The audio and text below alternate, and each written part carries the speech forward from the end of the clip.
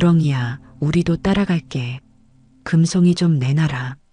깊은 산속, 탐욕에 눈이 먼 사내들의 외침이 메아리 쳤습니다. 그들의 발밑으로 축축한 늪지가 스멀스멀 올라오고 있었지만 황금빛 송이버섯에 대한 욕망에 취해 아무도 눈치채지 못했습니다. 아니, 이게 무슨... 이노식이라는 사내가 비명을 지르며 늪속으로 빠져들기 시작했습니다. 옆에 있던 서칠복은 놀라 뒷걸음질 치다가 낭떠러지 끝에서 아슬아슬하게 균형을 잡았습니다. 그때였습니다.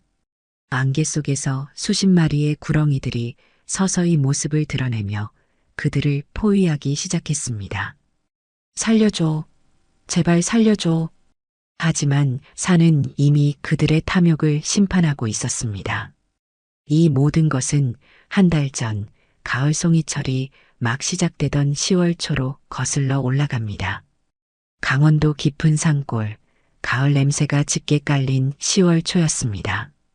아침 안개가 산자락을 타고 내려오면서 마을 전체가 몽환적인 분위기에 휩싸여 있었습니다. 이때쯤이면 마을은 한 해 중 가장 들썩이는 시기를 맞이하게 됩니다. 바로 송이버섯철이 시작되는 것입니다. 올해는 송이 한 근이면 100만 원은 훌쩍 넘는다더라. 마을 어기정자에 모인 사람들이 수군거렸습니다. 그 말 한마디에 모두의 눈빛이 반짝였습니다. 새벽부터 바구니와 호미를 들고 산으로 향하는 발걸음이 분주했습니다. 누구나 한 번의 행운으로 큰 돈을 잡을 수 있다는 희망에 부풀어 있었습니다. 그런데 이 마을 한 구석, 낡은 슬레이트 지붕 아래 살고 있는 박춘복 노인은 달랐습니다. 허름한 바지 저고리 차림으로 묵묵히 땔감을 모으고 있었습니다. 등에 진 지게에는 마른 나뭇가지와 솔방울, 그리고 산에서 캔 나물 몇 줌이 전부였습니다. 춘복이 형님, 또 땔감이나 주우러 가시오? 지나가던 마을 청년이 물었습니다. 춘복 노인은 온화한 미소를 지으며 고개를 끄덕였습니다. 겨울 준비를 미리미리 해둬야지. 욕심내면 길을 잃는 법이야. 그때 마을에서 가장 부자라고 소문난 김만수가 번쩍이는 등산복 차림으로 나타났습니다. 그의 아내 최복녀도 함께였습니다. 두 사람은 최신식 등산 장비로 무장하고 있었습니다. 허허, 춘복이 영감, 그렇게 산 밑바닥이나 뒤지지 말고 송이 밭 좀 찾아봐. 돈이 콸콸 나오는데 뭐하러 그 고생을 하나? 김만수의 조롱 섞인 말에 최복녀도 거들었습니다. 그러게 말이에요. 송이 한 개만 찾아도 한 달 생활비는 나온다는데 쯧쯧. 주변에 있던 이노식과 서칠복도 킥킥거리며 웃었습니다. 이노식은 상꾼 흉내를 내며 이리저리 돌아다니지만 실상은 남의 것을 탐내기만 하는 사람이었고, 서칠복은 몰래 남의 산에 들어가 송이를 캐는 것으로 악명이 높았습니다. 하지만 춘복 노인은 그저 고개를 숙여 웃으며 대답했습니다. 욕심은 산도 싫어하죠. 제 분수에 맞게 사는 게 제일이에요. 아이고, 답답해라. 그러니까 평생 가난하게 사는 거지. 김만수는 혀를 차며 자리를 떴습니다. 그들이 떠난 뒤 춘복 노인은 다시 묵묵히 자신의 일을 계속했습니다.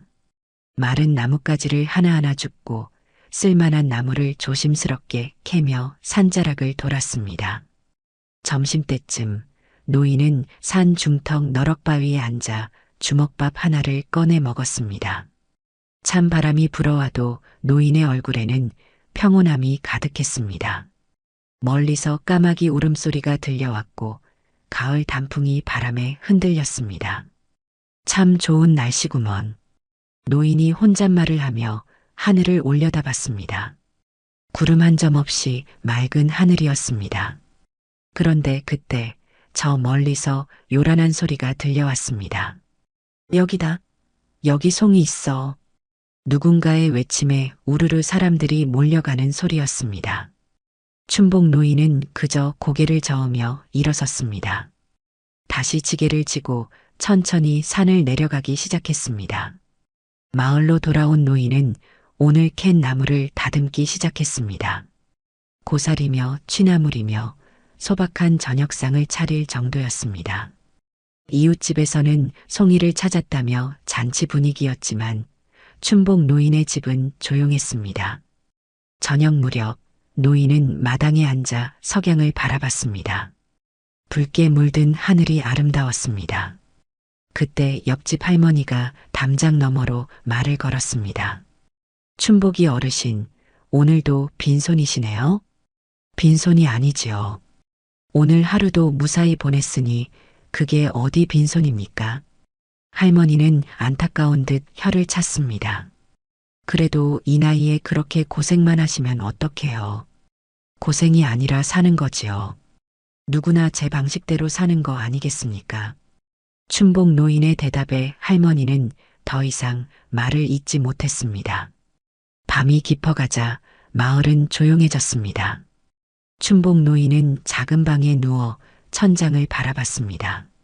낡은 천장 틈새로 별빛이 새어 들어왔습니다. 노인은 그 별빛을 보며 잠이 들었습니다. 다음 날 새벽 노인은 여느 때처럼 일찍 일어났습니다. 오늘도 산에 갈 준비를 했습니다. 지게를 메고 문을 나서는데 문득 어제와는 다른 기운이 느껴졌습니다. 뭔가 특별한 일이 일어날 것 같은 예감이었습니다. 오늘은 무슨 일이 있으려나? 노인은 그렇게 중얼거리며 산으로 향했습니다. 아침 안개가 자욱한 산길을 따라 천천히 올라갔습니다. 그런데 평소와 달리 오늘은 발걸음이 어딘가로 이끌리는 듯 했습니다. 마치 누군가가 부르는 것처럼 노인은 평소 가지 않던 길로 접어들었습니다. 산 중턱쯤 올라갔을 때였습니다. 춘복 노인은 평소처럼 나무를 캐기 좋은 곳을 찾아 이리저리 둘러보고 있었습니다. 그런데 갑자기 어디선가 낮고 희미한 소리가 들려왔습니다. 처음에는 바람소리인가 싶었지만 자세히 들어보니 뭔가 살아있는 것의 숨소리 같았습니다. 이상하네. 뭐가 있나? 노인은 소리가 나는 쪽으로 조심스럽게 다가갔습니다. 큰 바위들이 어지럽게 널려 있는 곳이었습니다. 그 중에서도 유독 커다란 바위 하나가 비스듬히 기울어져 있었는데 그 아래에서 소리가 나고 있었습니다. 가까이 다가가 살펴보니 놀랍게도 커다란 구렁이 한 마리가 바위에 깔려 있었습니다. 몸통 중간 부분이 무거운 바위에 눌려 꼼짝도 못하고 있었습니다. 구렁이는 힘겹게 숨을 쉬며 간신히 살아있는 듯 했습니다. 마침 그때 산에 송이를 캐러 올라온 마을 사람 몇 명이 지나가고 있었습니다. 그들도 춘복 노인이 뭔가를 보고 있는 것을 발견하고 다가왔습니다. 이게 뭐야? 구렁이잖아. 한 사람이 소리쳤습니다. 다른 사람들도 우르르 몰려와 구경했습니다. 바위에 깔렸네. 저거 그냥 두면 죽겠는데? 에이, 뱀이잖아. 그냥 놔둬. 저런 건 살려두면 재수 없어. 맞아, 맞아. 구렁이는 특히 더 그래. 그냥 가자. 사람들은 수군거리며 하나둘 자리를 떠났습니다. 어떤 이는 돌을 던져보기도 했습니다. 구렁이는 꿈쩍도 하지 못했습니다. 그저 희미한 숨소리만 계속될 뿐이었습니다. 춘복 노인은 한참을 서서 구렁이를 내려다봤습니다. 비록 뱀이지만 저렇게 고통받는 모습을 보니 마음이 아팠습니다. 노인은 주변을 둘러봤습니다. 아무도 없었습니다. 그리고는 망설임 없이 말했습니다. 살려두면 살려주는 법이지. 노인은 지게를 내려놓고 바위에 다가갔습니다. 바위는 생각보다 훨씬 무거웠습니다. 혼자 힘으로는 도저히 움직일 수 없을 것 같았습니다. 하지만 노인은 포기하지 않았습니다. 주변에서 적당한 나뭇가지를 찾아 지렛대로 사용하기로 했습니다. 자, 이제 천천히. 노인은 나뭇가지를 바위 밑에 끼워 넣고 온 힘을 다해 눌렀습니다. 바위가 조금씩 움직이기 시작했습니다. 이마에는 굵은 땀방울이 맺혔습니다. 숨이 턱까지 차올랐지만 멈추지 않았습니다. 조금만 더, 조금만. 마침내 바위가 굴러 떨어졌습니다. 구렁이는 자유로워졌습니다. 하지만 오랫동안 눌려 있었던 탓인지 바로 움직이지는 못했습니다. 춘복 노인은 조심스럽게 구렁이에게 다가갔습니다. 이제 괜찮아. 다쳤나 보자. 노인이 살펴보니 구렁이의 몸통 중간 부분이 심하게 상처를 입었습니다.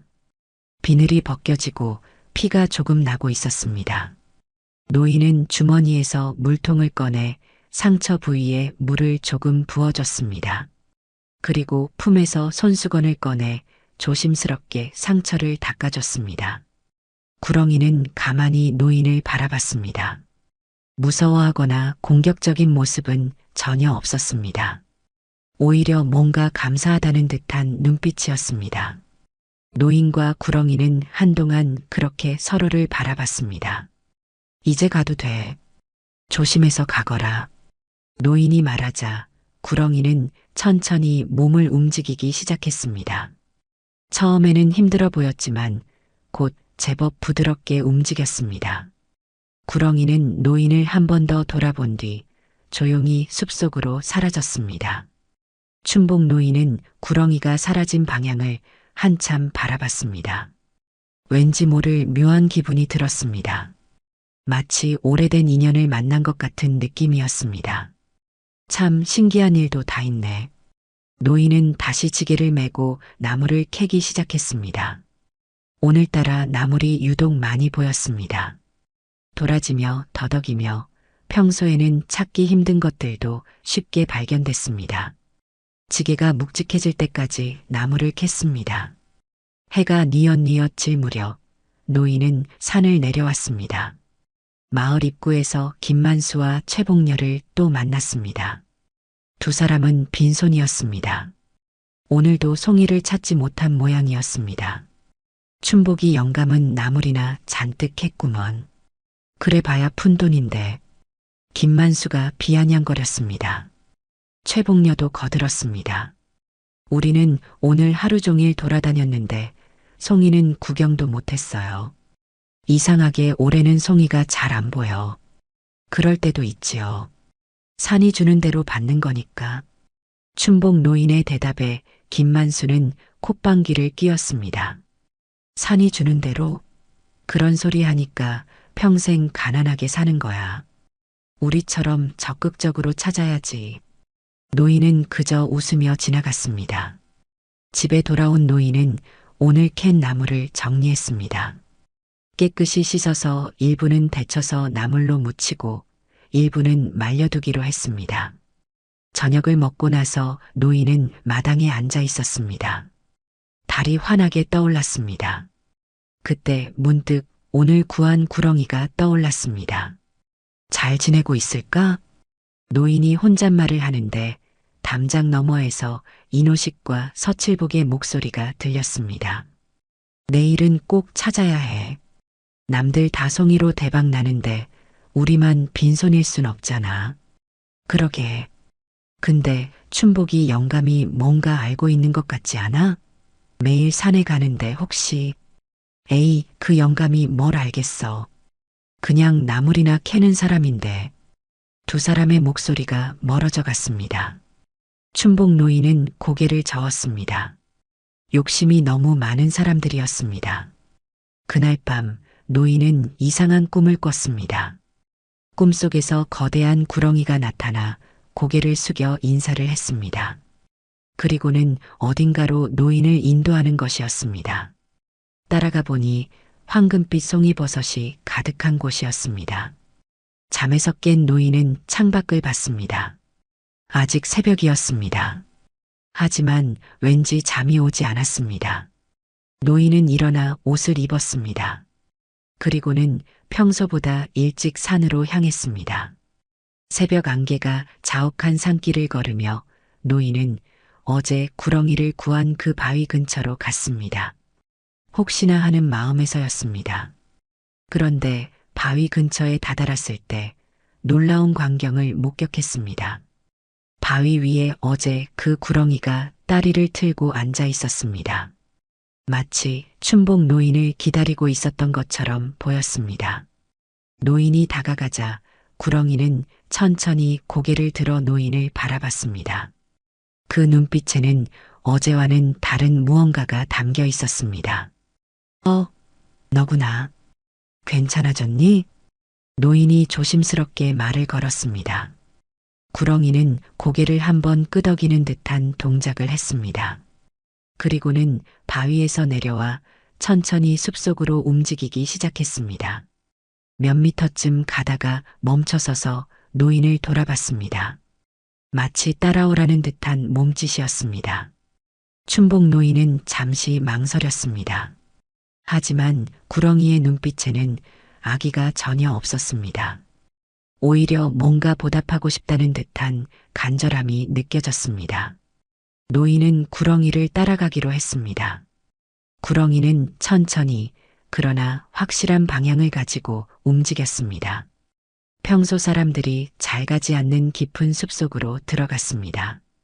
길도 없는 곳을 헤치며 가는데 신기하게도 노인은 전혀 힘들지 않았습니다. 마치 길이 저절로 열리는 것 같았습니다. 한참을 걸어 들어가니 오래된 소나무들이 울창한 숲이 나타났습니다. 수백 년은 됐을 법한 거대한 소나무들이 하늘을 가리고 있었습니다. 그 아래는 솔잎이 두껍게 깔려 있어서 푹신했습니다. 아침 햇살이 나뭇가지 사이로 비스듬히 들어와 숲속을 황금빛으로 물들이고 있었습니다. 구렁이는 그 중에서도 가장 큰 소나무 아래에서 멈췄습니다.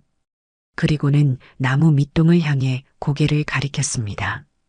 춘복 노인이 가까이 다가가 살펴보니 그곳에 뭔가 반짝이는 것이 보였습니다. 이게 설마.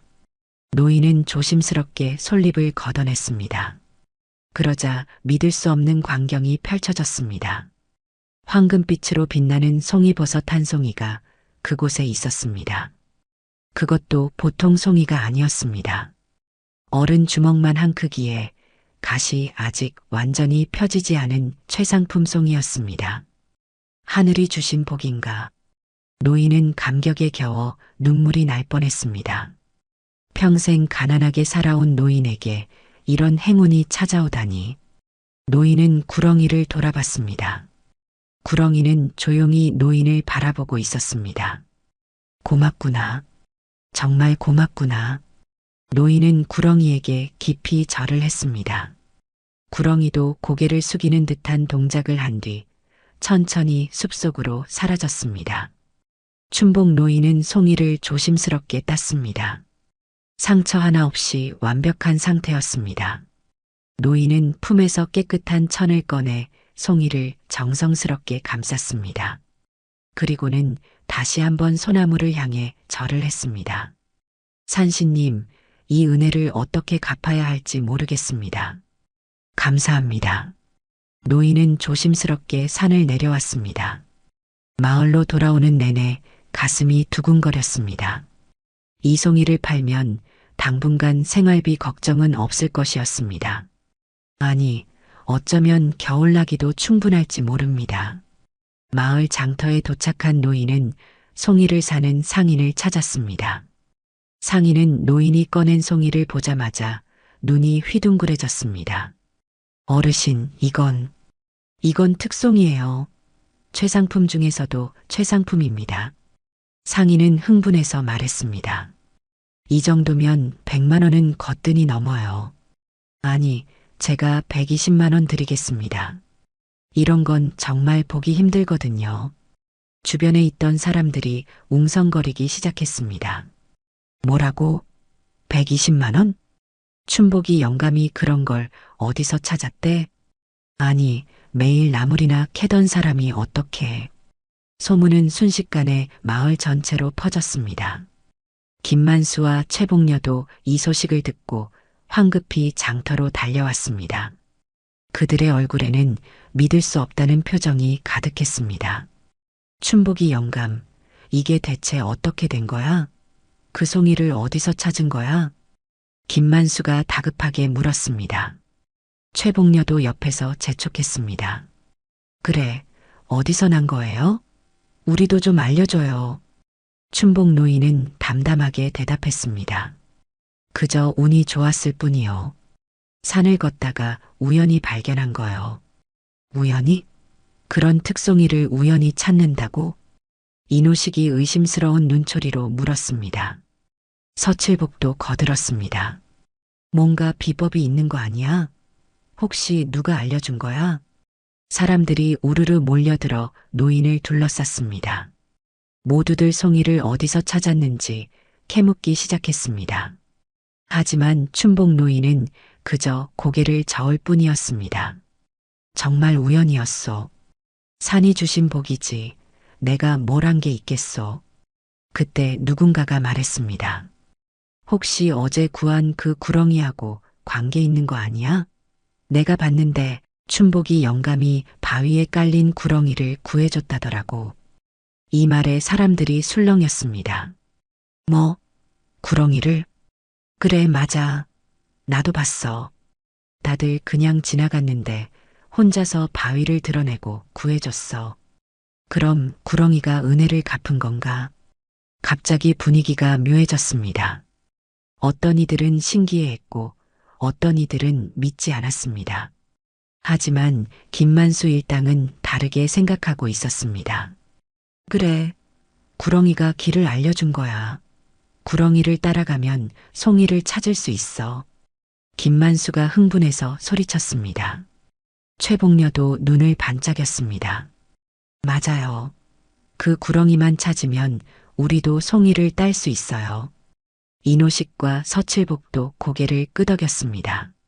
내일부터 그 구렁이를 찾아보자. 분명 또 나타날 거야. 그래, 춘복이 영감을 따라가면 되겠네. 그들은 속닥거리며 계획을 세우기 시작했습니다. 춘복 노인은 그런 그들을 보며 한숨을 쉬었습니다. 욕심이 너무 많은 사람들이었습니다. 집으로 돌아온 노인은 받은 돈을 꺼내봤습니다. 120만 원. 평생 이렇게 큰 돈을 만져본 적이 없었습니다. 노인은 그중 일부를 떼어내일 산신각에 가져가기로 했습니다. 그리고 일부는 마을의 어려운 이웃들을 도와주기로 마음먹었습니다. 그날 밤 춘복 노인은 편안하게 잠들었습니다. 하지만 마을 한편에서는 김만수 일당이 밤늦도록 모여 있었습니다. 그들은 내일 춘복 노인을 미행할 계획을 세우고 있었습니다. 구렁이를 찾아 송이밭을 발견하겠다는 욕심에 가득 차 있었습니다. 다음 날 새벽, 아직 어둠이 걷히지 않은 시간이었습니다. 김만수와 최복녀는 몰래 춘복 노인의 집 근처에 숨어 있었습니다. 이노식과 서칠복도 함께였습니다. 그들은 노인이 산으로 가기를 기다리고 있었습니다. 저 영감이 120만 원을 받았다면서? 우리는 매일 산을 뒤져도 송이 구경도 못하는데. 김만수가 이를 갈며 말했습니다. 최복녀도 분한 표정이었습니다. 그 늙은이가 뭐가 특별하다고. 우리가 돈도 더 많고 장비도 좋은데 왜 우린 못 찾는 거야? 그 구렁이 때문이야. 구렁이가 길을 보여준다니까. 이노식이 확신에 찬 목소리로 말했습니다. 서칠복도 고개를 끄덕였습니다. 오늘 잘 따라가면 우리도 찾을 수 있을 거야. 그 구렁이만 찾으면 돼. 그때 춘복 노인이 집에서 나왔습니다. 오늘도 평소처럼 낡은 지게를 메고 있었습니다. 노인은 천천히 산으로 향했습니다. 김만수 일당은 조심스럽게 뒤를 따랐습니다. 산에 오른 노인은 어제처럼 바위가 있던 곳으로 갔습니다. 김만수 일당은 숨을 죽이고 지켜봤습니다. 그들의 눈에는 욕심이 가득했습니다. 저기다. 저 바위 근처에서 구렁이가 나타날 거야. 그들은 바위 뒤에 숨어서 기다렸습니다. 춘복 노인은 바위 근처에서 잠시 서 있었습니다. 마치 무언가를 기다리는 것처럼 보였습니다. 그런데 한참을 기다려도 구렁이는 나타나지 않았습니다. 노인은 고개를 갸웃거리며 다른 곳으로 이동했습니다. 평소처럼 나무를 캐기 시작했습니다. 김만수 일당은 계속 노인을 따라다녔습니다. 하지만 아무리 기다려도 구렁이는 모습을 보이지 않았습니다. 이상하네. 왜 안 나타나지? 혹시 우리가 있는 걸 알고 있는 건 아닐까? 점심때가 되자 김만수가 참지 못하고 노인 앞에 나타났습니다. 춘복이 영감, 구렁이는 어디 있어? 갑작스러운 등장에 노인은 놀랐습니다. 김 사장님, 여기서 뭘 하시오? 뭘 하긴, 당신을 따라온 거지. 구렁이가 송이 있는 곳을 알려준다며? 우리도 좀 보자고. 최복녀도 나타나서 거들었습니다. 그래요. 혼자만 알고 있으면 안 되죠. 우리도 송이 좀 캐게 해줘요. 이노식과 서칠복도 우르르 나타났습니다. 맞아. 산은 모두의 것이잖아. 혼자 독차지하면 안 돼. 춘복 노인은 난처한 표정을 지었습니다. 무슨 소리를 하시는 거요? 구렁이는 그저 제가 도와준 것에 보답한 것뿐이요. 그럼 그 구렁이를 불러봐. 우리도 도와줄 테니까. 김만수가 소리쳤습니다. 그러나 노인은 고개를 저었습니다. 구렁이는 제 마음대로 부를 수 있는 게 아니요. 그리고 설사 나타난다 해도 노인의 말이 끝나기도 전에 김만수는 주변을 샅샅이 뒤지기 시작했습니다. 구렁이야, 나와라. 우리도 송이 좀 찾게 해달라고. 최복녀도 큰 소리로 외쳤습니다. 구렁이야, 우리가 먹을 것도 줄게. 제발 나와. 하지만 숲은 조용했습니다. 바람소리와 새소리만 들릴 뿐 구렁이의 흔적은 전혀 보이지 않았습니다. 한참을 헤매던 김만수 일당은 결국 포기했습니다. 그들은 춘복 노인에게 화풀이를 했습니다. 이 영감이 뭔가 숨기고 있어. 분명히 비법이 있을 거야. 그래. 안 그러면 그런 특송이를 찾을 수가 없어. 춘복 노인은 아무 말 없이 산을 내려갔습니다. 김만수 일당도 뒤따라 내려왔지만 그들의 표정은 어두웠습니다. 그날 저녁 마을 곳곳에서 이상한 소문이 돌기 시작했습니다. 김만수 일당이 퍼뜨린 것이었습니다. 춘복이 영감이 산을 몰래 점유하고 있대. 귀신하고 거래를 했다는 소문도 있어. 그래서 구렁이가 도와주는 거래. 우리도 따라가면 송이를 찾을 수 있을 거야. 이런 헛소문들이 마을 전체로 퍼져나갔습니다. 사람들의 욕심이 점점 커지기 시작했습니다. 다음 날부터 더 많은 사람들이 춘복 노인을 따라다니기 시작했습니다. 노인이 산에 가면 우르르 따라갔고 노인이 멈추면 같이 멈췄습니다. 하지만 구렁이는 여전히 나타나지 않았습니다. 사흘째 되는 날이었습니다. 춘복 노인이 새벽 일찍 산에 올랐는데 안개가 자욱했습니다. 노인은 조용히 숲속을 걸었습니다.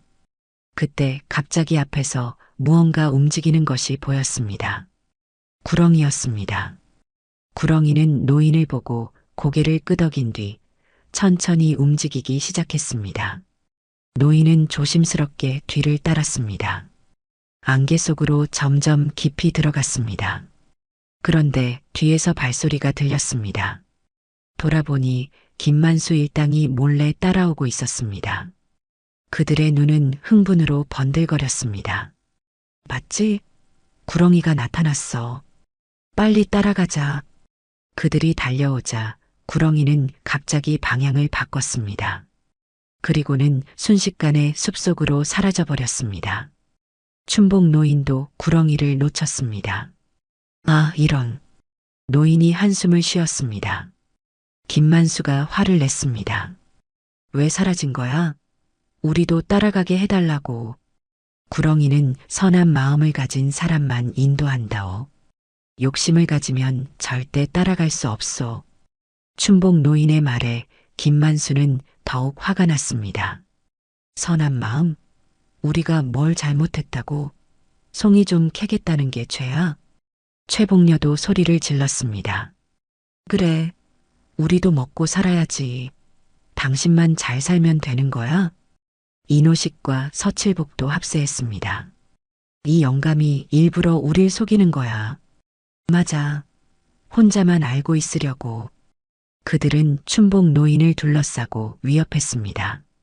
노인은 조용히 말했습니다. 사는 욕심 많은 사람을 싫어한다오. 제발 욕심을 버리시오. 하지만 그들은 듣지 않았습니다. 오히려 더 큰 음모를 꾸미기 시작했습니다.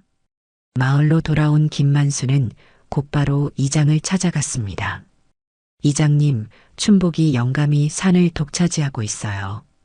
이건 문제가 있어요. 그게 무슨 말이오? 송이가 나는 곳을 혼자 알고 있으면서 안 알려주고 있다고요. 이건 공평하지 않아요. 이장은 난처한 표정을 지었습니다. 하지만 김만수는 계속 압박했습니다. 그는 마을의 유력자였고 돈도 많았습니다. 이장은 결국 김만수의 편을 들기로 했습니다. 다음 날 아침 마을 회관에 사람들이 모였습니다. 이장이 긴급 회의를 소집한 것이었습니다. 춘복 노인도 영문도 모른 채 불려왔습니다. 회관 안은 웅성거리는 소리로 가득했습니다. 자, 조용히 하시오. 오늘은 중요한 문제를 논의하려고 모였소. 이장이 말을 시작했습니다. 그의 옆에는 김만수가 득의양양한 표정으로 서 있었습니다. 춘복 어르신이 산에서 송이가 나는 곳을 독점하고 있다는 이야기가 있어. 이건 마을 전체의 문제요. 춘복 노인이 놀라서 일어섰습니다. 이장님, 그게 무슨 말씀이시오? 저는 그저 운 좋게 송이 하나를 찾았을 뿐이요. 김만수가 끼어들었습니다. 운이라고? 120만 원짜리 특송이를 운으로 찾는다고? 게다가 구렁이가 길을 안내한다면서? 최복녀도 목소리를 높였습니다. 맞아요. 우리도 봤어요. 구렁이가 이 영감 앞에만 나타나요. 뭔가 비밀이 있는 거예요. 이노식이 거짓말을 보탰습니다. 제가 들은 바로는 춘복 영감이 밤마다 산에 가서 귀신하고 거래를 한대요. 그래서 구렁이가 도와주는 거래요. 귀신이라니 무시무시하네. 마을 사람들이 수군거렸습니다. 서칠복도 한마디 거들었습니다. 그리고 송이밭을 여러 개 알고 있으면서 혼자만 캐고 있대요. 이건 정말 너무하지 않아요? 분위기가 점점 험악해졌습니다. 마을 사람들도 욕심이 생겨서 춘복 노인을 의심의 눈초리로 바라봤습니다. 그래, 혼자만 알고 있으면 안 되지. 우리도 먹고 살아야 하는데 송이밭 위치를 공개해야 해. 사람들이 아우성쳤습니다. 춘복 노인은 억울했지만 침착하게 말했습니다.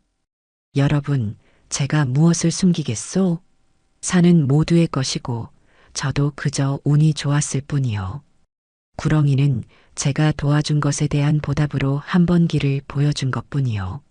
하지만 사람들은 믿지 않았습니다. 욕심에 눈이 멀어 있었기 때문입니다. 거짓말하지 마. 우리가 바보로 보여? 그때 한 청년이 달려와서 소리쳤습니다. 큰일 났어요. 옆 마을에서도 송이 대박 났대요. 한 사람이 1,000,000원어치를 캤다고 해요. 이 소식에 마을 사람들의 욕심은 더욱 커졌습니다. 뭐, 1,000,000원? 우리도 빨리 찾아야 해. 춘복 영감, 당장 송이밭 위치를 말해. 여러 명이 춘복 노인을 둘러쌌습니다. 노인은 난처한 표정으로 말했습니다. 정말 모른다니까요. 그저 우연히. 우연은 무슨, 당장 말 안 해? 한 사내가 노인의 멱살을 잡으려 했습니다. 그때 마을의 최고 어른인 90살 할머니가 지팡이를 짚고 나타났습니다. 이게 무슨 짓들이야? 춘복이는 평생 거짓말 한 번 안 한 사람이야. 너희들이 욕심에 눈이 멀었구나. 할머니의 호통에 잠시 조용해졌습니다. 하지만 김만수는 물러서지 않았습니다. 할머니, 시대가 변했어요. 이제는 공평하게 나눠야죠. 공평? 내가 그동안 남의 것 빼앗은 건 공평했냐? 할머니의 일침에 김만수는 얼굴이 붉어졌습니다. 하지만 그는 교활하게 말을 돌렸습니다. 어쨌든 춘복 영감이 뭔가 숨기고 있는 건 사실이에요. 이장님, 이 문제를 해결해 주세요. 이장은 김만수의 눈치를 보며 말했습니다. 춘복 어르신, 앞으로 산에 가실 때는 마을 사람들과 함께 가시는 게 어떻겠소? 그래야 오해가 풀릴 것 아니오. 춘복 노인은 한숨을 쉬었습니다. 알겠소. 그렇게 하겠소. 회의가 끝나고 노인은 터덜터덜 집으로 돌아왔습니다. 평생 정직하게 살아온 자신이 이런 모함을 받다니 가슴이 아팠습니다. 그날 밤 춘복 노인은 잠을 이루지 못했습니다. 창밖으로 달빛이 들어왔습니다. 노인은 조용히 일어나 마당으로 나갔습니다. 그리고 하늘을 올려다보며 혼잣말을 했습니다. 내가 뭘 잘못했을까? 그냥 고맙다 인사했을 뿐인데. 그때 담장 밖에서 속삭이는 소리가 들렸습니다. 김만수 일당이었습니다. 내일은 꼭 따라붙어서 송이밭을 찾아내야 해. 그래, 그 영감이 가는 곳마다 파헤쳐 보자고. 필요하면 협박이라도 해야지. 그들의 대화를 들은 춘복 노인은 더욱 마음이 무거워졌습니다. 다음 날 약속대로 마을 사람들이 우르르 몰려왔습니다. 모두 욕심에 가득 찬 눈빛이었습니다. 춘복 노인은 할 수 없이 그들과 함께 산에 올랐습니다. 자, 어디로 갈 거야? 송이 있는 곳으로 안내해. 사람들이 재촉했습니다. 노인은 평소처럼 산길을 걸었습니다. 하지만 그날은 아무것도 찾을 수 없었습니다. 구렁이도 나타나지 않았고 송이도 보이지 않았습니다. 이 영감이 일부러 엉뚱한 곳으로 데려가는 거야. 그래, 우릴 속이려고 해. 사람들이 화를 내기 시작했습니다. 김만수는 더욱 악랄하게 굴었습니다. 이제 진실을 말할 때야. 춘복 영감, 당신이 산신령하고 계약했다는 거 다 알아. 무슨 헛소리를. 증거도 있어. 이노식이 봤다더군. 한밤중에 산에서 이상한 주문을 외우고 있었다고. 이노식이 거짓말로 거들었습니다. 맞아요. 제가 똑똑히 봤어요. 달빛 아래서 뭔가 주문 같은 걸 외우더라고요. 물론 완전한 거짓말이었지만 사람들은 믿기 시작했습니다. 정말이야? 그래서 구렁이가 도와주는 거구나. 마녀야 마녀. 누군가 소리쳤습니다. 분위기가 점점 더 험악해졌습니다. 춘복 노인은 이제 완전히 마을의 공공의 적이 되어가고 있었습니다. 해가 질 무렵 사람들은 빈손으로 산을 내려왔습니다. 모두들 춘복 노인을 원망의 눈초리로 바라봤습니다. 이 영감 때문에 하루를 날렸어. 진짜 송이밭이 어디 있는지 말하기 전까지는 가만 안 둘 거야. 집으로 돌아온 춘복 노인은 문을 걸어 잠그고 방에 들어 앉았습니다. 밖에서는 계속 사람들이 찾아와 문을 두드렸습니다. 춘복 영감, 나와. 송이밭 위치 말해. 노인은 귀를 막고 누웠지만 마음의 상처는 쉽게 아물지 않았습니다. 평생 선하게 살아온 보답이 이것인가 싶어 눈물이 났습니다. 한밤중이 되자 마을은 조용해졌습니다. 춘복 노인은 잠을 이루지 못한 채 천장을 바라보고 있었습니다. 억울함과 서러움이 가슴을 짓눌렀습니다.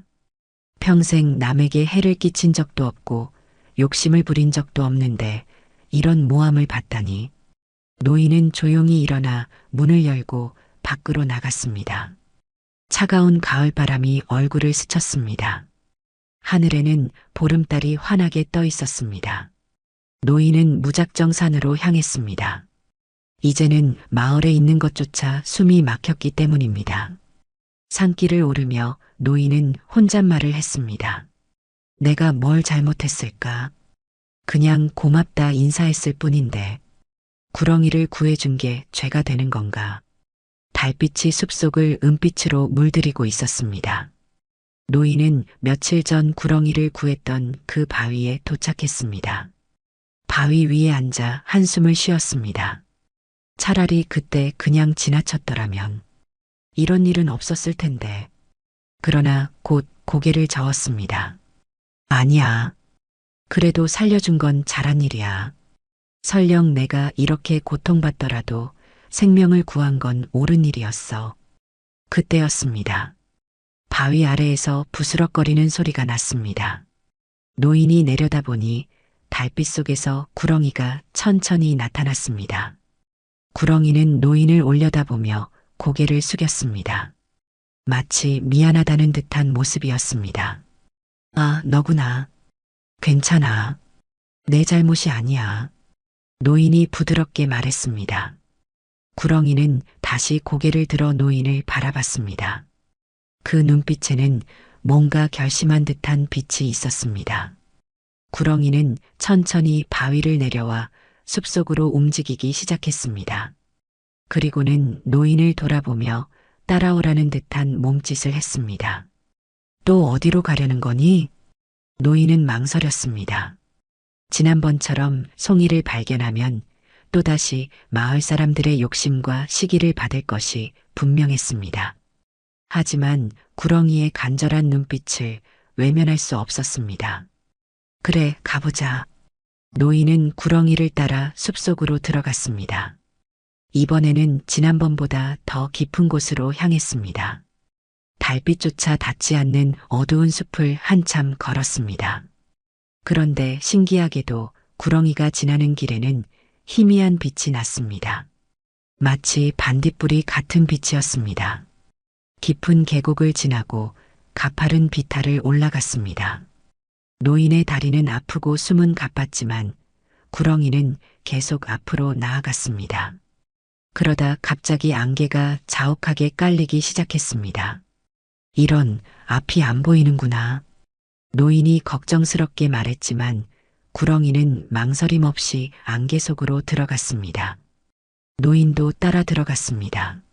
안개 속을 한참 걷다 보니 갑자기 앞이 탁 트였습니다. 그곳은 노인이 평생 처음 보는 광경이었습니다. 거대한 소나무들이 둥그렇게 둘러싸고 있는 비밀의 공간이었습니다. 그리고 그 한가운데 달빛을 받아 황금빛으로 빛나는 송이버섯들이 군락을 이루고 있었습니다. 에이, 이런 곳이 있었다니. 노인은 놀라서 입을 다물지 못했습니다. 수백 개의 송이버섯이 마치 황금밭처럼 펼쳐져 있었습니다. 그것도 모두 최상품 특송이들이었습니다. 이것들을 다 팔면 수억 원은 될 것 같았습니다. 구렁이는 송이밭 한가운데로 가서 다리를 틀고 앉았습니다. 그리고는 노인을 바라보며 고개를 끄덕였습니다. 이 모든 것을 노인에게 주겠다는 뜻이었습니다. 춘복 노인은 그 자리에 주저앉아 울기 시작했습니다. 이 복을 어찌 다 받나이까? 저는 그저 당연한 일을 했을 뿐인데. 한참을 울던 노인은 고개를 들어 하늘을 봤습니다. 구름 사이로 달이 빛나고 있었습니다. 산신님, 이 은혜를 잊지 않겠습니다. 하지만 이 복을 저 혼자만 받을 수는 없습니다. 노인은 일어서서 송이 몇 개만 조심스럽게 땄습니다. 딱 필요한 만큼만 가져가기로 한 것입니다. 나머지는 산의 것이요. 욕심을 부리면 오히려 화가 될 거요. 구렁이는 노인의 결정을 이해하는 듯 고개를 끄덕였습니다. 그리고는 다시 노인을 안내해 산 아래로 내려왔습니다. 동이 트기 시작할 무렵 노인은 집에 도착했습니다. 품에는 송이 5개가 들어 있었습니다. 이것만으로도 충분했습니다. 아침이 되자 또다시 마을 사람들이 몰려왔습니다. 춘복 영감, 오늘은 진짜 송이밭으로 안내해. 어제는 우릴 속였지? 오늘은 안 속아. 노인은 조용히 문을 열고 나왔습니다. 그리고 품에서 송이 하나를 꺼냈습니다. 이것 보시오. 어젯밤에 산신님께서 꿈에 나타나 주신 것이오. 사람들의 눈이 휘둥그레졌습니다. 또 특송이야. 어디서 난 거야? 당장 말해. 김만수가 달려들려 했습니다. 그때 춘복 노인이 엄숙하게 말했습니다. 산신님이 말씀하시길 욕심 많은 자는 절대 복을 받을 수 없다 하셨소. 오직 선한 마음을 가진 자만이 산의 보물을 얻을 수 있다 하셨소. 무슨 헛소리야. 김만수가 소리쳤지만 몇몇 사람들은 노인의 말에 귀를 기울였습니다. 노인은 계속 말했습니다. 이 송이 중 일부는 산신각에 바치고 일부는 마을에 병든 사람과 어려운 이웃에게 나눠줄 것이요. 산이 주신 복은 나눠야 하는 법이요. 뭐, 그 비싼 걸 나눠준다고? 최복녀가 믿을 수 없다는 듯 소리쳤습니다. 하지만 춘복 노인은 이미 결심이 선 얼굴이었습니다. 그날 노인은 약속대로 송이를 팔아 얻은 돈의 일부를 산신각에 시주했습니다. 그리고 마을에 홀로 사는 할머니들과 아픈 아이가 있는 집에 나머지를 나눠줬습니다. 이 모습을 본 몇몇 양심 있는 주민들은 감동했습니다. 춘복 어르신이야말로 진짜 복을 받을 만한 분이야. 우리가 욕심에 눈이 멀었구나. 하지만 김만수 일당은 여전히 이를 갈고 있었습니다. 저 영감이 더 많은 송이를 숨기고 있는 게 분명해. 오늘 밤에 몰래 따라가 보자. 분명 비밀 장소가 있을 거야. 그들은 또 다른 음모를 꾸미기 시작했습니다. 탐욕은 끝이 없었습니다. 다음 날 아침 춘복 노인은 일찍 일어나 준비를 했습니다. 어제 가져온 송이 중 가장 좋은 것을 골라 깨끗한 보자기에 쌌습니다. 그리고는 산신각으로 향했습니다. 산신각은 마을 뒷산 중턱에 있는 작은 사당이었습니다. 오래되어 낡았지만 마을 사람들이 가끔 와서 치성을 드리는 곳이었습니다. 노인은 산신각 앞에 송이를 정성스럽게 놓고 절을 올렸습니다. 산신님, 이 몸이 받은 복을 감히 혼자 가질 수 없어 이렇게 올립니다. 부디 마을이 평안하고 모든 이들이 욕심을 버리고 선하게 살 수 있도록 도와주소서. 노인이 절을 마치고 돌아서는데 뒤에 마을의 할머니 몇 분이 서 있었습니다. 춘복이 참 대단해. 그 귀한 걸 산신님께 바치다니. 저도 복을 받았으니 당연히 나눠야죠. 노인은 미소를 지으며 산을 내려왔습니다. 그리고는 마을로 돌아와 또 다른 송이를 들고 마을 끝자락의 허름한 집으로 갔습니다. 그곳에는 병든 남편을 돌보는 칠순 할머니가 살고 있었습니다. 누구시오? 춘복이에요. 할머니, 이것 좀 받으세요. 노인이 송이를 내밀자 할머니는 깜짝 놀랐습니다. 아이고, 이 귀한 걸 왜 나한테? 할아버지 약 사는데 보태세요. 이것 팔면 꽤 될 거예요. 할머니는 눈물을 흘리며 노인의 손을 잡았습니다. 춘복이 고마워. 정말 고마워. 어떻게 이 은혜를 갚아야 할지. 은혜라니요. 그저 이웃끼리 돕는 거죠. 노인은 또 다른 집으로 향했습니다. 아버지가 일찍 돌아가시고 홀어머니가 새 아이를 키우는 집이었습니다. 막내가 아파서 병원비가 많이 든다는 소문을 들었던 터였습니다. 아주머니, 저 춘복이에요. 어르신, 무슨 일이세요? 이것 좀 받으세요. 아이 병원비에 보태세요. 송이를 본 아주머니는 놀라서 뒤로 물러섰습니다. 어르신, 이건 너무 귀한 거예요. 받을 수 없어요. 아이가 아픈데 어른이 도와야죠.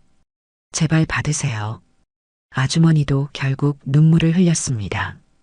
정말 감사합니다. 꼭 갚을게요. 갚을 것 없어요. 그저 아이가 건강해지길 바랄 뿐이에요. 이런 소식은 금세 마을 전체로 퍼졌습니다. 사람들은 춘복 노인의 행동에 감동했습니다. 춘복 어르신이 그 비싼 송이를 다 나눠주고 있대. 산신각에도 바치고 어려운 이웃도 돕는데 진짜 대단한 분이야. 그런데 김만수 일당은 이를 보고 더욱 화가 났습니다. 미친 거 아니야? 그 돈이 얼만데 그걸 나눠준다고? 최복녀가 이해할 수 없다는 듯 소리쳤습니다. 분명 더 많은 송이를 숨기고 있을 거야. 안 그러면 저렇게 나눠줄 수 있겠어? 이노식이 추측했습니다. 서칠복도 동의했습니다. 맞아. 송이밭을 알고 있는 게 확실해. 오늘 밤에 꼭 찾아내자. 그들은 머리를 맞대고 계획을 세웠습니다. 오늘 밤에 춘복 영감을 미행하자. 분명 송이밭으로 갈 거야. 그래, 이번엔 절대 놓치지 않을 거야. 구렁이를 찾아서 우리도 따라가자. 한편 춘복 노인은 집에 돌아와 조용히 저녁을 먹었습니다. 오늘 하루 나눔을 실천하고 나니 마음이 한결 가벼워졌습니다. 비록 김만수 일당의 시기와 질투는 여전했지만 적어도 도움이 필요한 이웃들에게 작은 보탬이 되었다는 사실에 마음이 따뜻했습니다. 밤이 깊어지자 노인은 일찍 잠자리에 들었습니다. 그런데 창밖에서 이상한 소리가 들렸습니다. 살며시 창문 틈으로 내다보니 김만수 일당이 집 주변을 서성이고 있었습니다. 저 영감이 자는 것 같은데? 아니야, 분명 밤에 나올 거야. 기다려보자. 그들은 춥고 지루한 시간을 견디며 기다렸습니다. 하지만 춘복 노인은 나오지 않았습니다.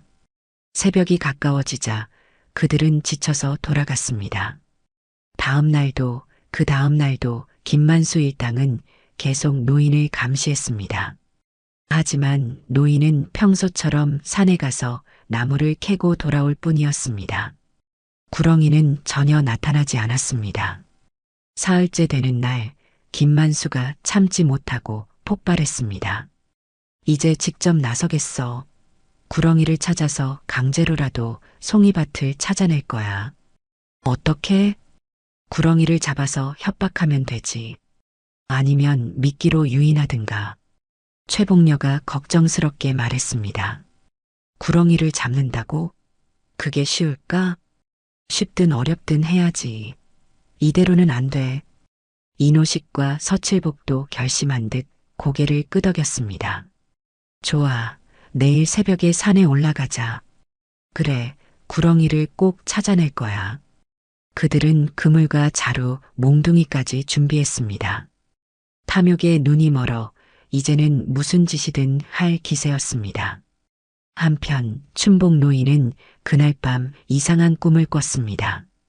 꿈속에서 구렁이가 나타나 슬픈 눈빛으로 노인을 바라봤습니다. 그리고는 무언가 경고하는 듯한 몸짓을 했습니다. 잠에서 깬 노인은 불안한 마음이 들었습니다. 무슨 일이 일어날 것 같은데 창밖을 보니 아직 깜깜한 새벽이었습니다. 그런데 저 멀리 산으로 향하는 횃불빛이 보였습니다. 여러 개의 횃불이 산을 오르고 있었습니다. 저건 설마 김만수 일당? 노인은 급히 옷을 입고 밖으로 나왔습니다. 그리고는 서둘러 산으로 향했습니다. 불길한 예감이 들었습니다. 구렁이에게 무슨 일이 생길 것 같았습니다. 산을 오르는 동안 노인의 가슴은 불안하게 뛰었습니다. 김만수 일당이 무슨 짓을 할지 알 수 없었기 때문입니다. 그들의 탐욕은 이미 도를 넘어서고 있었습니다. 새벽 안개가 짙게 깔린 산속, 김만수 일당은 횃불을 들고 구렁이를 찾아 헤매고 있었습니다. 그들의 눈빛은 탐욕으로 번들거렸습니다. 저 바위 근처에서 본 적 있어. 거기부터 찾아보자. 김만수가 앞장섰습니다. 최복녀는 자루를 들고 이노식과 서칠복은 그물과 몽둥이를 준비했습니다. 구렁이를 찾으면 무조건 잡아. 그리고 송이밭으로 안내하게 만들 거야. 만약 안 한다면 협박이든 뭐든 해야지. 우리도 부자가 될 권리가 있어. 그때 춘복 노인이 숨을 헐떡이며 도착했습니다. 당신들 지금 뭐 하는 거요? 김만수가 돌아보며 비웃었습니다. 오, 춘복 영감도 왔네. 잘 됐어. 구경이나 해. 우리가 구렁이를 찾아서 송이밭을 발견할 테니까. 안 돼요. 구렁이는 신성한 존재요. 함부로 해치면 큰일 나요. 노인이 막으려 했지만 서칠복이 노인을 밀쳐냈습니다. 비켜. 이제 당신 혼자만의 것이 아니야. 그들은 계속 수색했습니다. 바위 틈새며 나무 밑동이며 샅샅이 뒤졌습니다. 그러다 이노식이 소리쳤습니다. 여기다. 구렁이가 있어. 모두가 달려갔습니다. 정말로 그곳에 구렁이가 다리를 틀고 있었습니다. 달빛을 받아 은빛으로 빛나는 아름다운 구렁이였습니다. 잡아. 김만수가 명령하자 이노식과 서칠복이 그물을 던졌습니다. 하지만 구렁이는 재빠르게 피했습니다. 그리고는 숲속으로 미끄러지듯 움직이기 시작했습니다. 도망간다. 쫓아. 그들은 구렁이를 쫓아 달렸습니다. 춘복 노인도 뒤따라가며 계속 말렸습니다. 제발 그만두시오. 산이 노할 거요. 하지만 그들은 듣지 않았습니다. 구렁이는 점점 깊은 숲속으로 들어갔습니다. 그런데 이상한 일이 일어났습니다. 구렁이가 지나간 길이 갑자기 바뀌기 시작한 것입니다. 이 길이 아닌데. 최복녀가 불안해하며 말했습니다. 주변을 둘러보니 낯선 곳이었습니다. 나무들이 음산하게 서 있고 안개가 더욱 짙어졌습니다. 괜찮아. 계속 따라가면 돼. 김만수가 고집을 부렸습니다. 그들은 계속 구렁이를 쫓았습니다. 그런데 갑자기 발밑이 물렁해지기 시작했습니다. 이게 뭐야? 서칠복이 발을 들어보니 진흙이 잔뜩 묻어 있었습니다. 주변을 보니 늪지대였습니다. 늪이야. 조심해. 하지만 너무 늦었습니다.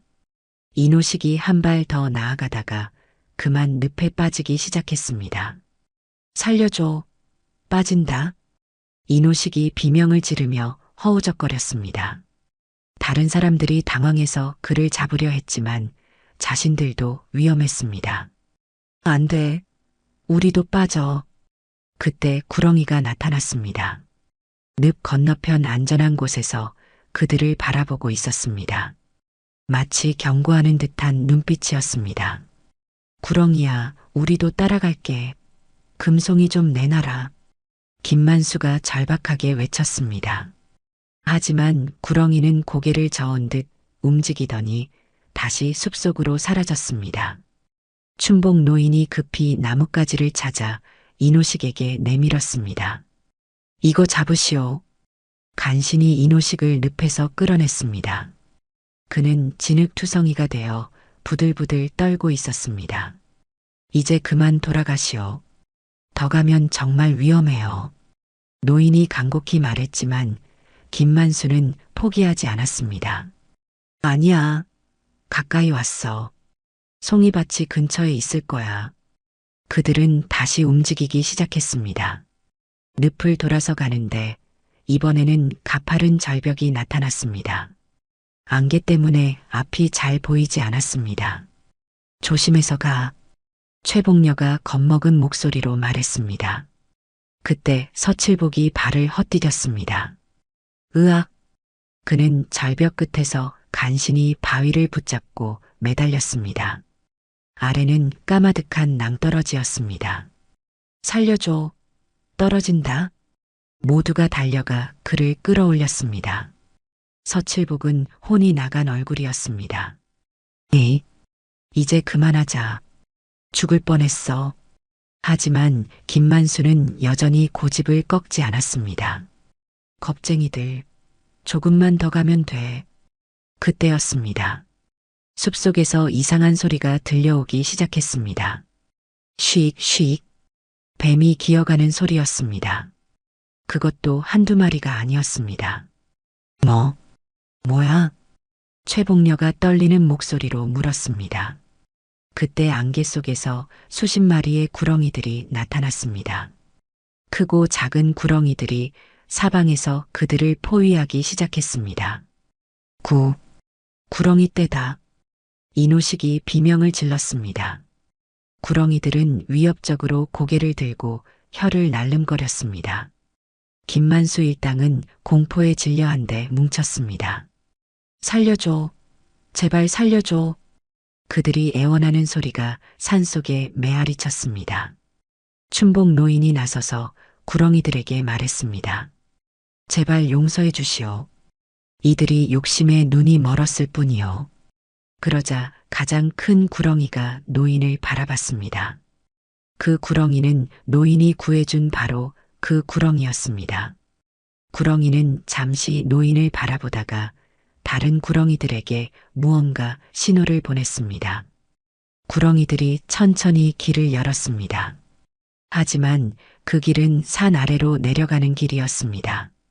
가시오. 그리고 다시는 욕심을 부리지 마시오. 춘복 노인이 말했습니다. 김만수 일당은 부들부들 떨며 급히 산을 내려갔습니다. 혼비백산하여 도망치다시피 했습니다. 그중 김만수와 최복년은 도망치다가 쓰러져 기절했습니다. 다음 날 마을 사람들이 발견했을 때 두 사람은 충격으로 말을 제대로 하지 못했습니다. 그 후로 그들은 다시는 산에 오르지 못했습니다.